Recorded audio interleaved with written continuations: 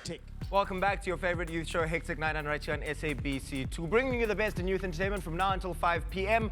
We always love it when you guys tell us that you're watching and enjoying the show, so a very big shout out to Josh as well as Dorothy, all the way out in Wynberg, saying that they're loving the show namhlanje. It is all about Brain Week here this week, so we've got Mr. Grant Hines and Mazbabe Pina because he's been disappearing for a very long time.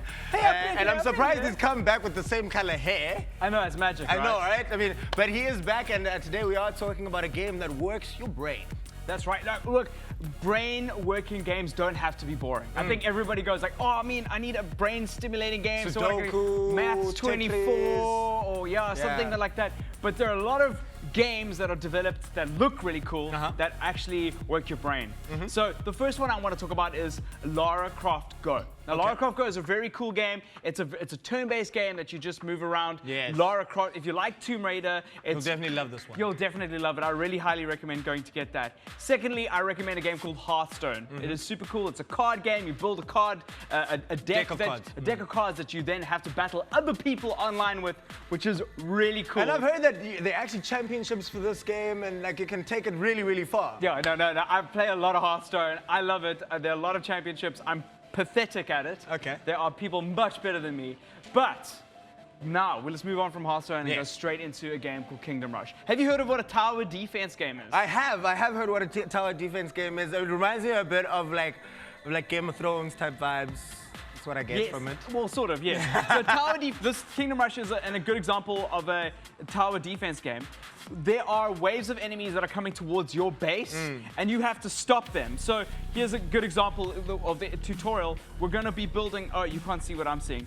You're going to be building a base. The enemies will run through this funnel over here. There we go. They're coming through, and I must stop them from going through. So I built like an archer tower over here, and they're okay. Let me have a look at that. Enemies that want me. So I can build like either military that can block the path, or I can build arrows, or I can build like ballistics that can stop bigger enemies from coming. And you want to stop them from entering the end of your base, which is where here. Yeah, which is down here. Somewhere here. And then the more people that I think it's 10 people. We've got more coming. Oh, I didn't. Okay, I'm building that.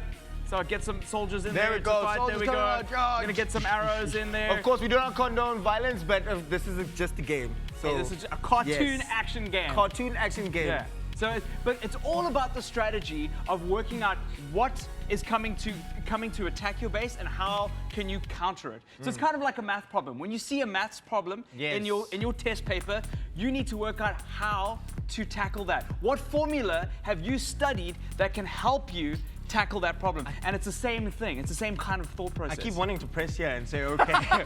But yeah, so also, Grant, is there a way for us to see what kind of enemy is coming? No, you can't. So as soon as it enters screen, you got to think very quickly. So as soon as it's there. But now we've got our soldiers set up over here. So do these soldiers still take care of the... Yes, they do. So you've got a limited amount of resources that you have at your disposal to build up your base to stop these enemies from coming through. Can we only play from here, or can we move around? We can only play from these little turrets over here. Yes. So by creating this strict structure in this game, for instance, they made it a very interesting thing. I like that because that means there are only a certain number of ways or solutions to the problem, because it's a math problem. So there are only a certain number of solutions. Other games have more freedom, but at the same time that can actually be more challenging in some ways, because you have to work out, is it better on a corner? Do the enemies slow down when they turn around an area? So it's cool if you're playing tower defense games at home. Let me know which is your favorite. This is one of my favorites because it's a little bit of a twist on the original, and it really helps you plan, like counter what's happening. And these games have been around for ages. I remember when there was PlayStation 1, like I'd go over to my friend's place. I didn't have a PlayStation.